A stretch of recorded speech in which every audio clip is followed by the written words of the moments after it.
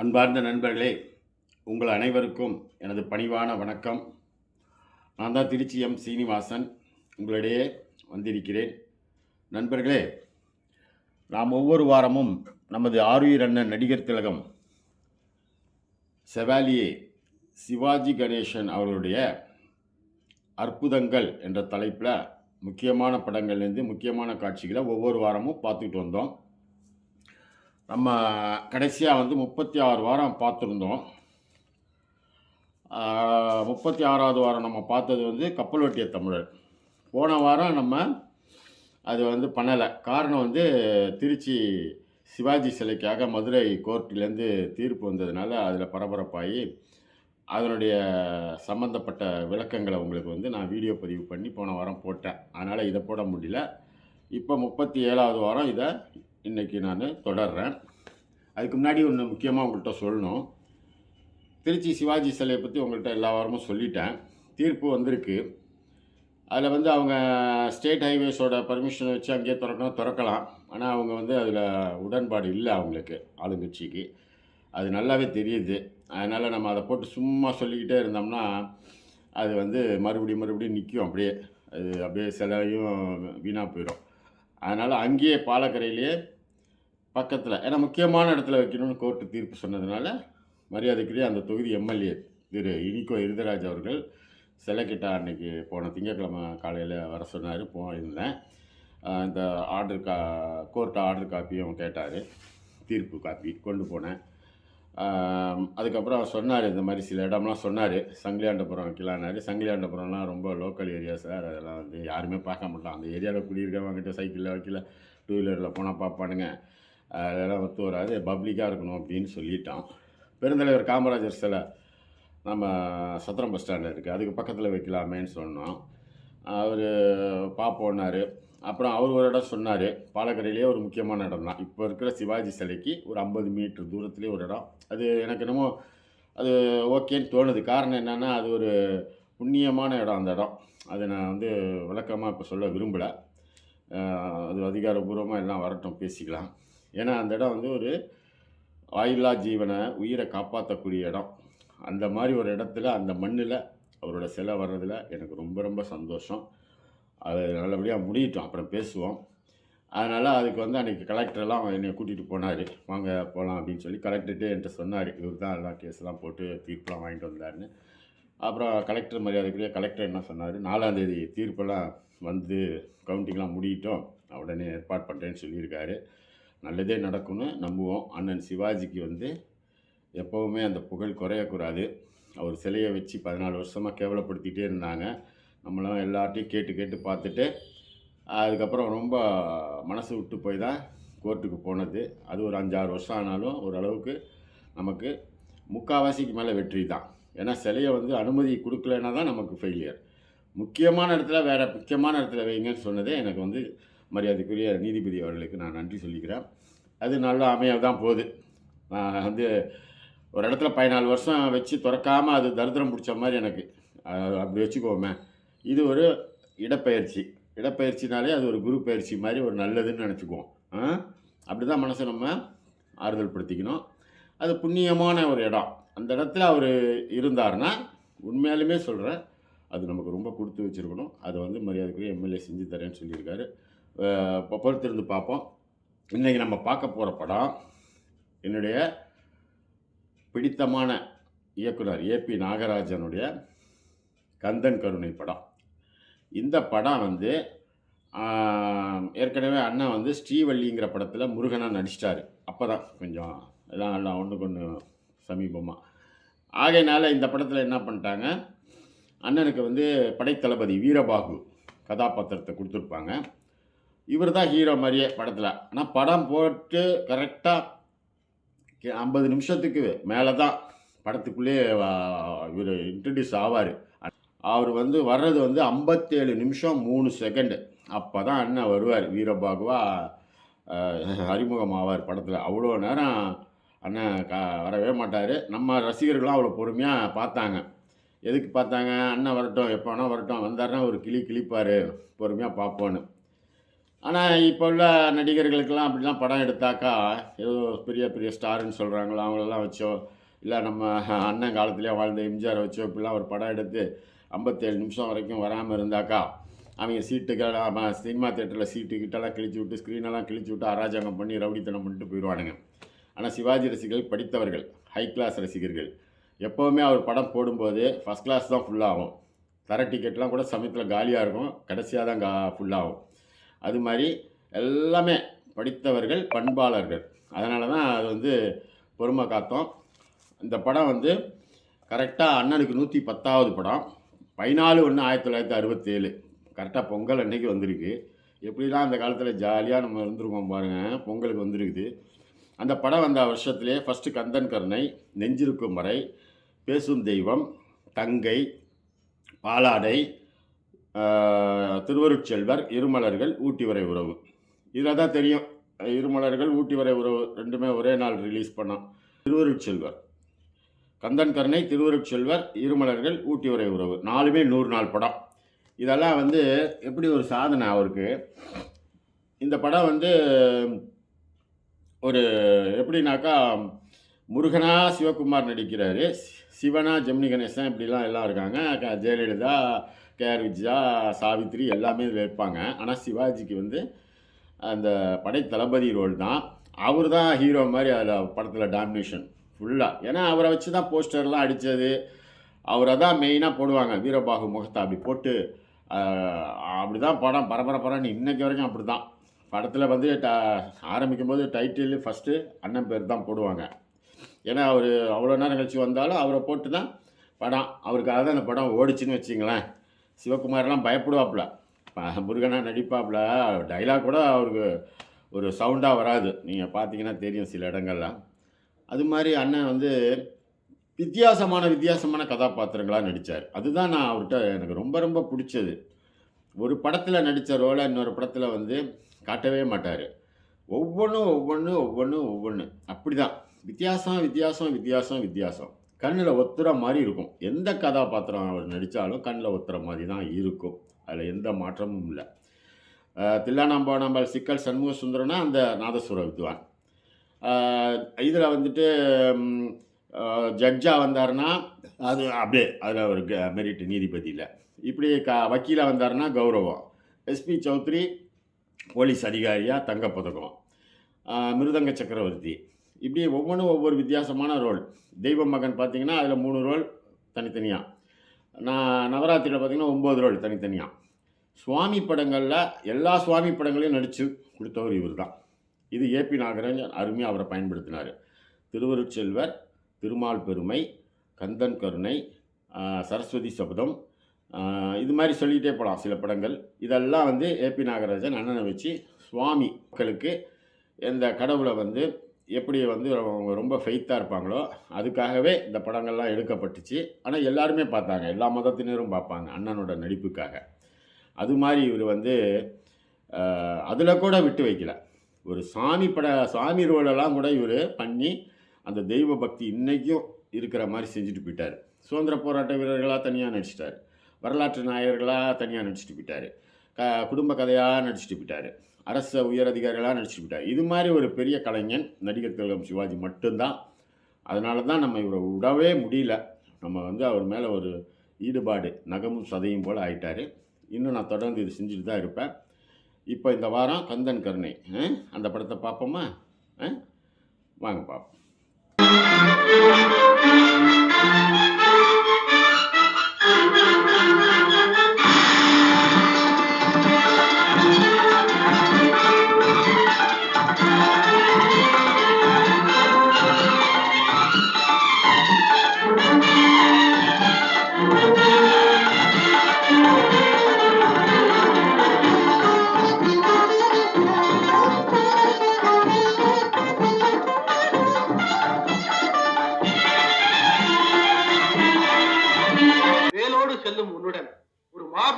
சூரனையும் துணையாக அனுப்புகிறேன். வீரபாபு, நீயும் உன் சகோதரர்களும் பூதப்படைகளுக்கு தலைமை தாங்கி முருகனுக்கு துணை புரியுங்கள். வெற்றி வேலனுக்கு துணை வீரபாகு என்ற தத்துவத்தை மறக்காமல் வெற்றி வெற்றி என்று சென்றவிடமெல்லாம் சிறப்படையுங்கள். தக்க சமயத்தில் பக்தர்களை காக்கும் இறைவா, ஆணவ பேயாகி ஆடுபவர்களை எல்லாம் முடிவில் ஆக்கி வைத்து அடக்கி வைக்கும் தலைவா, உங்கள் திருக்கண் அசைந்தால் போதும் அசைத்து விடுவோம் அசுரர்களை. செய்யென்று ஒரு வார்த்தை உங்கள் திரு வாக்கில் இருந்து வந்தால் போதும் பொய்யர்களை அழித்து மெய்யுணர்வை நிறைவேறச் செய்கிறோம். தாயே, சுத்தி நில்லாதே போ பகையே, துள்ளி வருகிறது என்ற தாரக மந்திரத்தை சொல்லி சொல்லி தீமையை ஒழித்து பெண்மையின் தன்மையை வீரத்தில் ஏற்றி விடுகிறோம். அன்னை பராசக்தியே ஆசி கூறி அனுப்புங்கள். வெற்றியோடு திரும்புங்கள். எமது பூரண நல்லாசிகள் தூது அனுப்பிய உபரத்தை சொல்கிறேன் கேள். அடைத்து வைத்து கொடுமைப்படுத்தும் அமரர்களை விடுதலை செய்து ஆறுமுகன் பாதத்திலே வீட்டு ஆறுதலை அடை. இல்லை, இந்த நாட்டுக்கு நீ தலைவன் இல்லை, இனி உனக்கு தலைமுறையும் இல்லை, உன் தலையும் இல்லை. மதிக்கட்டவனே, என் பலமறியாது பிதற்றுகிறார். புன்முருகரை என் காலில் விளக்கும். வேண்டுமென்றால் யாருக்கும் தெரியாமல் மன்னிப்பளிக்கிறேன். சூரனே, என்னே உனது தலைகணம். வேண்டாம் இந்த அற்ப குணம். நன்மையை நாடுவதே நல்ல இனம். இதுவே தருணம். ஐயன் பாதத்தில் அடைந்து விடு சரணம். இல்லையே நாளை நிச்சயம் உனக்கு மரணம் மரணம் மரணம். அறிவில் நந்தகனாகி மாணவத்தின் சிகரமாகி நீதியை நஞ்சாக்கி நெறிமுறையை காற்றிலே பறக்க விட்ட அசுரகுல தலைவனே, நீயும் பரம்பரையும் நிச்சயமாய் வேறவனின் வேலுக்கு இறை. அதுதான் முறை. இதுவே என் முடி உரை. வருகிறேன். ஒரு தூதாக வந்த என்னை கொள்வது உனக்கு பாவம். அதைவிட தூதாக வந்த நான் உன்னை கொள்வது எனக்கு பாவம். களத்திலே சந்தி. வீரபாகு, சூரனை கண்டாயா? தூது சென்ற விவரத்தை சொன்னாயா? அறிவுரைகள் அனைத்தும் எடுத்துச் சொன்னேன் அசுரனுக்கு. அவன் ஆணவம் நீங்கிய பாடில்லை. அளவுக்கு மீறி பேசிவிட்டான். ஆத்திரம் எனக்கும் வந்தது. ஆயினும் அமைதியோடு இருந்து விட்டேன். முடிவில் வாழெடுத்து வீச வந்தான். சூரனே, வேலெடுத்து வந்திருக்கும் கந்தன் உன் விதியையே முடித்து விடுவார் என்று சூளுரைத்து வந்து விட்டேன் கந்தா.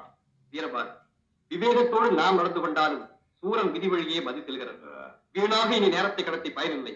சூரன் நகரத்தை நோக்கி நமது படைகள் புறப்படட்டும். ஒரு விண்ணப்பம் முருகா. என்னது? நாம் சூரனின் நகரத்தை நோக்கி செல்லும் வழியிலே அவன் தம்பி தாரகாசூரன் என்பவன் பெரும் வீரன் கிரௌஞ்ச மலையை ஆட்சி செய்து வருகிறான். முதலில் அந்த மலையை பிளந்து தாரகாசுரனையும் கொண்டால்தான் நமது படைகள் படையின்றி செல்ல பெறும். என்னே சகோதரர்களின் ஒற்றுமை. தன்னுயிர் பிரிந்த பின்புதான் சமயனுயிர் பிரிய வேண்டும் என்ற எத்தனை நல்லெண்ணம் அந்த தாரகாசுரன். எண்ணத்திலே அழகு, நடத்தையிலே களங்கம். இதற்கு தாங்கள் காட்டுவது பரிவு. இது என்ன நாடகம்? சரி, புறப்படுவோமா? உத்தரவு. அதோ தெரிகிறதே,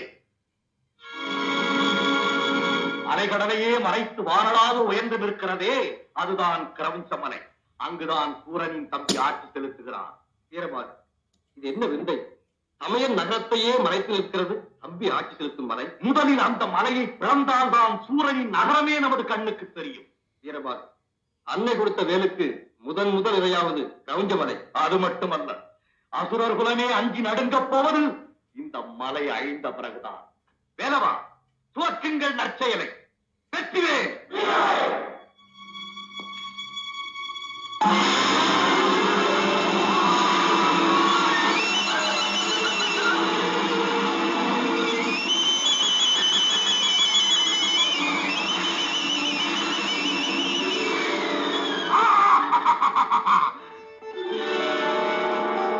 அழிந்தது கிரௌஞ்ச மலை. இனி ஒழிந்தது சூரனின் ஆட்சி. சக்திவேலின் வல்லமையை சகலர் உணரும் காலம் வந்து விட்டது. முருகா, உத்தரவிடுங்கள். நமது படைகள் புறப்படட்டும். வீரபாகு, சூரன் வாழும் வீரமகேந்திரபுரத்தின் அழகை கண்டாயா? கடலின் நடுவே இத்தனை பெரிய நகரத்தை நிர்மாணிக்க அவன் எத்தனை பாடுபட்டிருக்க வேண்டும். அத்தனையும் ஒரு நொடி பொழுதில் நாம் அழிக்கப் போகிறோமே. சாகப் போகிறவனுக்கு கடைசியாக தாங்கள் காட்டும் சலுகையாயுது. இனி தாமத வேண்டாம். அவனது படைகள் புறப்படும். நம் படைகள் அவன் நகரத்தையே சுற்றி வளைக்க வேண்டும். உத்தரவிடுங்கள். பானுகோபா, என் நெஞ்சமெல்லாம் கொதிக்கிறது. வந்திருக்கும் கந்தன் தம்பி தாராசுரனை வதைத்து அவன் வாழ்ந்த கிரௌஞ்ச மலையையும் அழித்துவிட்ட செய்தி கேட்டதிலிருந்து என் வேதனை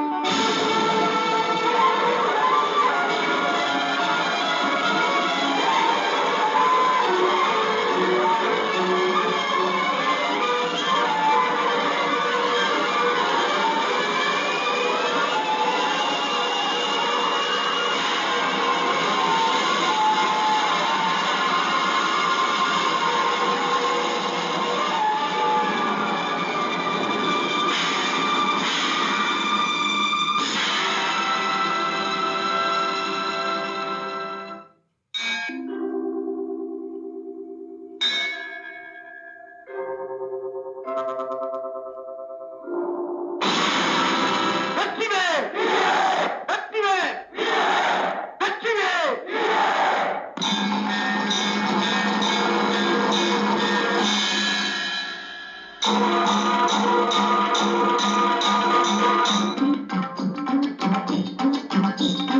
வெற்றிவேல் வீரவேல் சுற்றி வந்த பகைவன் தம்மை தோள் நடுங்க வைத்த எங்கள் சக்திவேல் ஞான சக்திவேல். வெற்றிவேல் வீரவேல் சுற்றி வந்த பகைவன் தம்மை தோள் நடுங்க வைத்த எங்கள் சக்திவேல் ஞான சக்திவேல். வெற்றிவேல் வீரவேல்.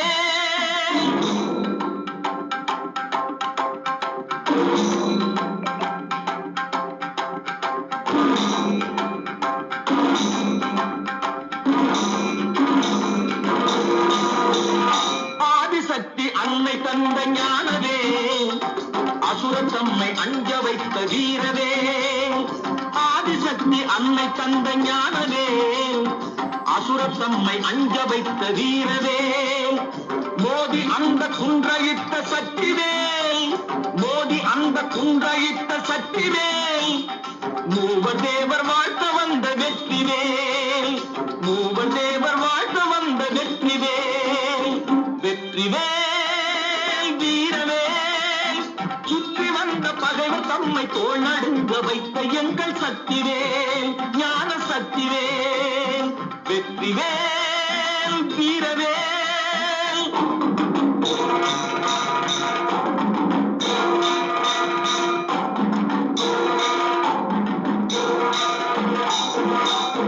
தெய்வம் உண்டு என்று சொல்லும் வெற்றிவேல். தெய்வ பக்தி உள்ளவர்க்கு கை கொடுக்கும் வீரவேல். தெய்வம் உண்டு என்று சொல்லும் வெற்றிவேல். தெய்வ பக்தி உள்ளவர்க்கு கை கொடுக்கும் வீரவேல். எய்த பின்பு மீண்டும் கந்தன் கையில் வந்து நின்றவேல். எய்த பின்பு மீண்டும் கந்தன் கையில் வந்து நின்றவேல். எங்கும் வெற்றி எதிலும் வெற்றி காணும் எங்கள் சக்திவேல். எங்கும் வெற்றி எதிலும் வெற்றி காணும் எங்கள் சக்திவேல். வெற்றிவேல் வீரவேல் சுற்றி வந்த பகைவன் தம்மை தோள் நடுங்க வைத்த எங்கள் சக்திவேல் ஞான சக்திவேல். வெற்றிவேல் வீரவேல்.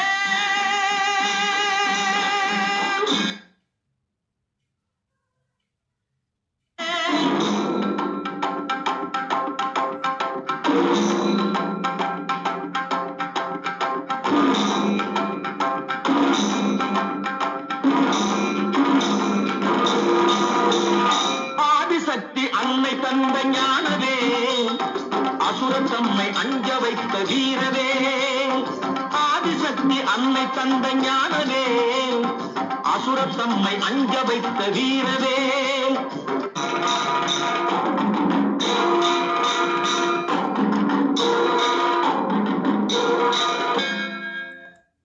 அண்ணன் நடைய பார்த்தீங்களா? என்ன மாதிரி ஒரு நடை! இந்த ஒரு பாட்டில் 3 நடை காமிச்சார் பார்த்தீங்களா? இது ஃபஸ்ட்டு நடை, அதுக்கப்புறம் இது செகண்ட் நடை, அப்புறம் இது தேர்ட் நடை. என்ன மாதிரி ஒரு நடை!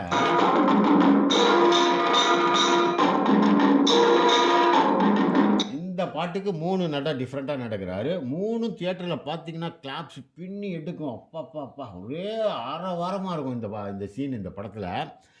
ஒரு நிமிஷம் கற்பனை பண்ணி பாருங்க. இந்த மாதிரி ஒரு மேக்கப் வந்து இப்போ உள்ள பெரிய நடிகர்களுக்கோ, அந்த காலத்தில் இருந்த நடிகருக்கோ போட்டா முதல்ல இந்த வேஷம் பொருந்துமா?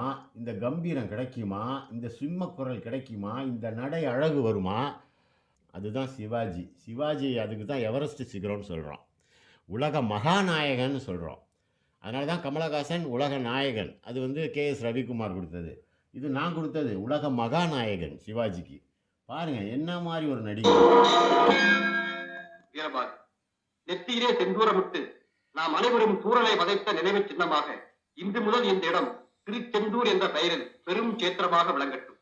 இந்த இடம் நாடி வருபவரெல்லாம் நிறைவோடு செல்லட்டும். செந்தில் வேலவா, மரபாக நின்ற சூரனை இருகூறாக பிளந்து ஒரு பகுதியை மயிலாக்கி மற்றொரு பகுதியை சேவலாக்கிய சேவற் கொடியோனே, உனது வீரத்தை தேரின் வெற்றியை பாராட்ட வார்த்தைகளே இல்லை. மிக்க மகிழ்ச்சி. நீ இப்போதே சென்று சிறையில் அடைபட்டு கிடக்கும் மாணவரை விடுதலை செய்து மீண்டும் அமர உலகத்தை இந்திரனுக்கே விட்டு வா. அமரனை காத்த ஆறுமுகப் பெருமான்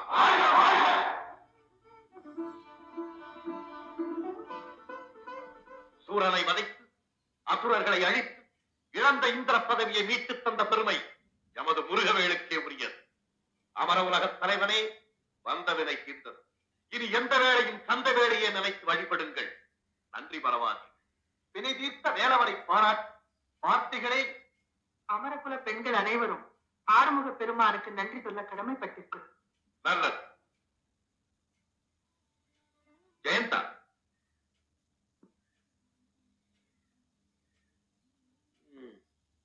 உங்களிடம் சொன்னபடி நாங்கள் நடந்து கொண்டோம். ஆனால் எங்களிடம் சொன்னபடி நீங்கள் நடந்து கொள்ளவில்லையே. என்ன வீரபாகு, சொன்னது நினைவில்லையோ? அசுரன் சிறையிலே அடைபட்டு கிடந்த போது அமர வாழ்வை மீட்டு தந்தால் ஆறுமுகனுக்கு பரிசொன்று அளிப்பதாக கூறினீர்களே, அது நன்றாக நினைவிருக்கிறது. நாங்களும் காத்திருக்கிறோம். பிறகு பெண்ணை பற்றிய பேச்சே எடுக்கவில்லையே. வீரபாகு, உரிமையோடு பெண்ணை கொடுப்பதற்கு ஒவ்வொரு கணமும் காத்துக் கொண்டிருக்கிறோம். ஆனால் உறவு முறையில் பிள்ளையை பெற்றவர்கள் பெண் வீடு தேடி வந்து திருமண பேச்சு நடத்துவதுதானே முறை. ஓ, அதுவும் அப்படியோ? இறைவா, இந்திராணி கூறியதும் உண்மைதான் வீரபாகு. சடங்கு சம்பிரதாயத்தை உண்டாக்கிய நாமே அதை மறப்பதும் சரியல்ல, அதன்படி நடக்காமல் இருப்பதும் முறையல்ல. தேவி, திருமண பேச்சை நீயே தொடங்கலாம். இந்திராணி, தேவேந்திரா, உங்கள் மகள் தேவயானியை எங்கள் முருகருக்கு பெண் கொடுக்க சம்மதம் தானே? தேவி, வேடிக்கையாக இந்திராணி சொன்னது திணையாக கொள்ள வேண்டும். எங்கள் குறைதீர்த்த குமரனுக்கு தேவயானையை கொடுக்க காத்துக் கொண்டிருக்கிறோம். முறைப்படி நடக்க வேண்டும் என்று எப்போது ஒரு சொல் வந்துவிட்டதோ அதன் பிறகு எல்லாமே முறையாகத்தான் நடக்க வேண்டும். தேவி, பெண் வீட்டார் மாப்பிள்ளைக்கு கொடுக்க வேண்டிய 4 வகை சீர்வரிசை என்னவென்று கேட்டுவிடுங்கள். இறைவா, இவற்றுக்கெல்லாம் மேலாக கற்பையே ஆபரணங்களாக பூட்டி எங்கள் குலப்பெண்ணை நகை முகத்தோடு அனுப்புகிறோம். போதுமா? நீ பேச கற்றவன். பெண் வீட்டு சீர்வரிசைகளை பற்றி நீங்கள் இத்தனை விவரங்களை கேட்ட பிறகு மாப்பிள்ளையை பற்றி நாங்கள் ஒரு வார்த்தை கேட்கலாம். ஜெயந்தா, நீ என்ன கேட்கப் போகிறாய் என்று எனக்கு தெரியும். அதற்கு விடை நானே கூறிவிடுகிறேன். முத்தமிழும் முருகப் பெருமானின் சுய சொத்து, தன்னுடன் பிறந்த தனையன் வீட்டு சொத்து பிரணவப் பொருள், தாயுடன் பிறந்த மாமன் நாரணன் வீட்டு சொத்து பட்டு பீதாம்பரம் பல வகை ஆபரணம். இவற்றுக்கெல்லாம் மேலாக அலைபாயும் கடலெல்லாம் முருகப்பெருமானின் அத்தை வீட்டு சொத்து. அப்பன் என் சார்பில் இருப்பதோ வெள்ளிமலை. அன்னை நான் அவனுக்கென்றே கொடுத்தது வெற்றிவே. போதுமா? இன்னும்? இறைவா, எதற்காக இந்த நாடகம்? கட்டளை இருக்கு. யானையை காத்துக் கொடுக்க காத்துக் கொண்டிருக்கிறோம். முருகனுக்கு கிடைக்கும் திருமணத்தை ஏற்பாடு செய்யும்.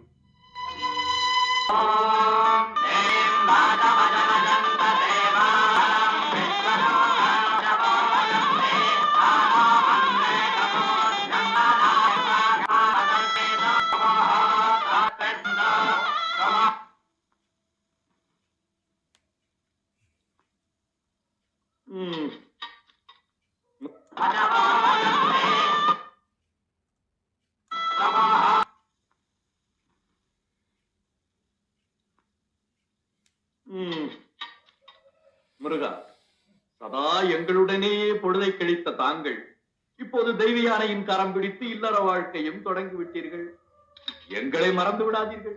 வீரபாகு, யார் யாரை மறப்பது? என்னுள் நீங்கள், உங்கள் உள்ளத்தில் நான். இல்லை, எங்கோ சென்று ஓய்வு பெறப்போவதாக ஒரு பேச்சு அடிபடுகிறது. உண்மை. சூரனை அழித்தபின் என் சினம் கடிந்து விட்டது. அதை முன்னிட்டு தணிகை மலையில் சில காலம் ஓய்வு பெற விரும்பினேன். நான் உடன் வரலாம் அல்லவா? தனிமையா இருக்க வேண்டும் என்று விரும்புகிறேன். தணிகை மலையில் தனிமை காரணம்? காரண காரியம் ஒன்றுமே இல்லை. கந்தனின் கண்ணசைந்தால் காரணம் 1000 இருக்குமே. சொல்லுங்கள். உன்னிடத்தில் மறைத்து பயனில்லை. உண்மையை சொல்லிவிடுகிறேன். என்ன? அமதவல்லி சுந்தரவல்லி என்ற இரு சகோதரிகள் என்னை அடைய நீண்ட நாள் தவம் புரிந்தார்கள். அதில் தமக்கே தான் தெய்வானை தங்கை தணிகை மலை கருகே வளர்கிறார். பெரிய திட்டம் போல் இருக்கிறது. எங்கே வளர்கிறாள்? வள்ளிமலை என்ற குறிஞ்சி நிலத்தை ஆளும் நம்பி அரசனிடம் வள்ளி என்ற பெயரில் வளர்கிறார்.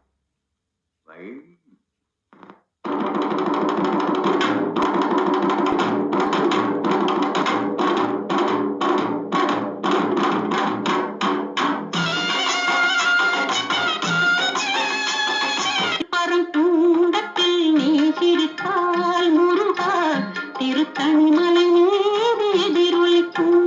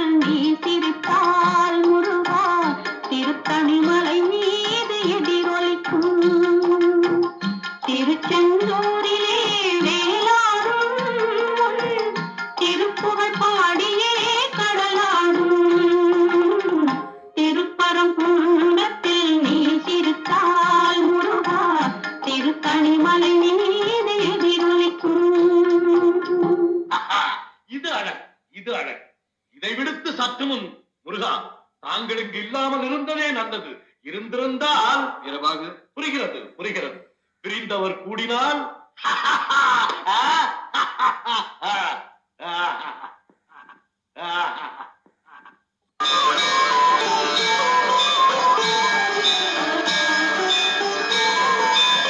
ஒரு பெரும் தத்துவத்தின் சாரெடுத்து நல்ல ஓமெனும் மந்திரத்தின் பொருள் உரைத்து, ஒரு பெரும் தத்துவத்தின் சாரெடுத்து நல்ல ஓமெனும் மந்திரத்தின் பொருள் உரைத்து, தந்தைக்கு உபதேசம் செய்த மலை, தந்தைக்கு உபதேசம் செய்த மலை எங்கள் தமிழ் திருநாடு கண்ட சுவாமி மலை, எங்கள் தமிழ் திருநாடு கண்ட சுவாமி மலை, அறுபடை வீடு கொண்ட திருமுருகா, அறுபடை வீடு கொண்ட திருமுருகா.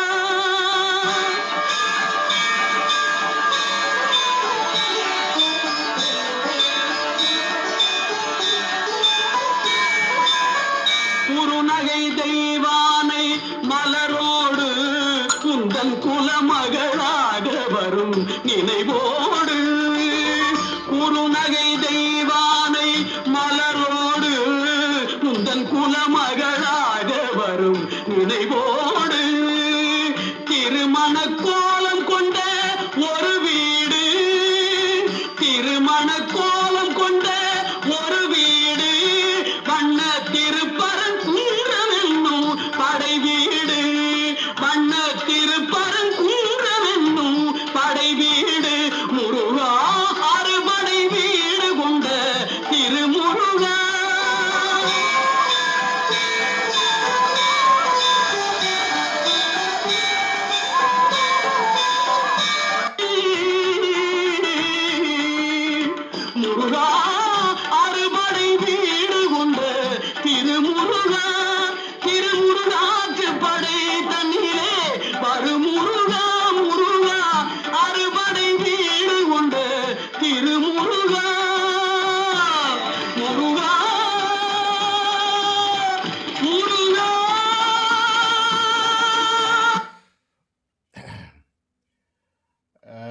இதில் வந்து அண்ணன் வந்து படம் கிட்டத்தட்ட 54 நிமிஷம் கழித்து தான் படம் அதே மாதிரி முடிகிறதுக்கு 10 நிமிஷம் முன்னாடியே போயிடுவார்.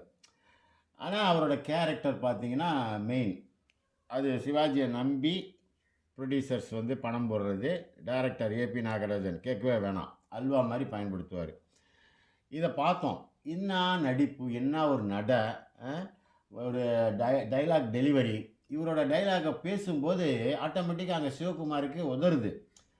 சரியாக ஹை பிச்சு கூட வரமாட்டுது, அப்படியே முழுங்குறாப்புல வார்த்தையை. அதுதான் இந்த சிங்கத்துக்கு முன்னாடி அவர் ஏற்கனவே சொன்னார், இவரை பார்த்தாலே எனக்கு அப்படியே நடுங்குன்னு. அதை நான் இவரை வந்து குறை சொல்லலை, அவ்வளோதான். என்ன பண்ண முடியும்? சிங்கத்துக்கு முன்னாடி அவங்க நடிக்கும்போது அதெல்லாம் அடக்கி வாசி தான் ஆகும், அவங்களால வராது.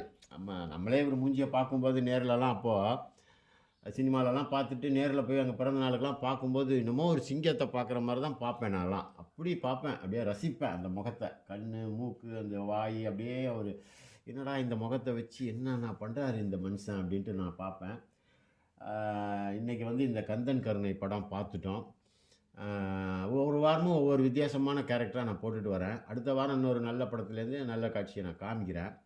இதில் வந்து எனக்கு என்ன இதில் ஒரு திருப்தி கிடைக்குதுனாக்கா, அண்ணன் சிவாஜியை வந்து நம்ம மக்கள் மனசுலேருந்து என்றைக்கும் கொஞ்சம் கூட மறக்க வைக்கக்கூடாது. நம்ம உயிர் இருக்கிற வரைக்கும் நம்மளால் முடிஞ்சதை நம்ம பண்ணிகிட்டே இருக்கணும்.